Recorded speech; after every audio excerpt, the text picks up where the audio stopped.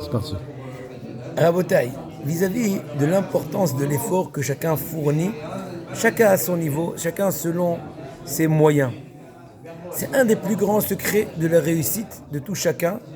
Chacun à son niveau, à son échelon, à l'échelle où il est.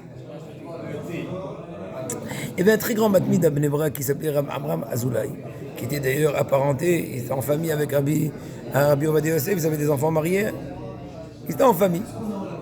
Et il était surnommé, on le nommait le matmi, le shagdan de Bnei Brak. Ça veut dire le matmi, celui qui étudie sans cesse. Alors une fois, il était assis dans un lieu, il étudiait à fond, et un qui était de lui, il dit, Rabbi, combien de pages tu as fait maintenant?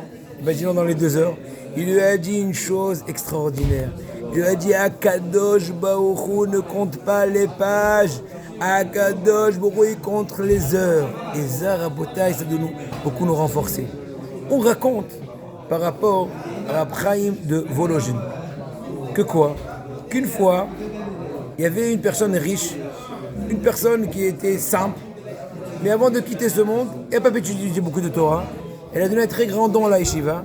Elle a dit à Abraham de Vologine, le Talmid du Gaon de Vilna, je te prie d'étudier à l'Unishmati. Et ainsi fut. La personne est nifteret. Il a donné un très grand don. Et Abraham, une fois qu'il a étudié une Mishnah compliquée, s'est assoupi. Et voilà que dans son rêve, il voit pas moins que le fameux donateur. Il lui dit, je te prie de bien vouloir me raconter ce que tu fais, Rébi. Il lui a dit, mais écoute, j'ai étudié une Mishnah très compliquée dans ta harote et je suis fatigué, je me suis endormi. Et j'arrive pas à la comprendre. Il a dit, peut-être tu m'expliques ce qui se passe. Il a commencé à lui expliquer ses doutes, ses trucs. Il lui a tout expliqué de façon extraordinaire, cette personne-là. Je comprends pas ce qui t'est arrivé. Tu es devenu un génie. Il lui a dit, oui, Rébi, sache que tellement j'ai langui de mon vivant de connaître la Torah. Et le soutien que j'ai donné, tes prières, ont fait que quand je suis arrivé dans le monde futur, on m'a comblé tout ce que je ne connaissais pas encore. Mais je vais quand même rajouter quelque chose, Rabotai. Il y a aussi un avis qui dirait que dans le monde futur, on ne pourra te combler que la qualité de l'étude, mais il faut au moins au préalable avoir fait une première couche dans ce monde-là. Même si tu dis des choses que je ne comprends pas à fond, mais au moins, comment dirais-je, avoir un petit aperçu.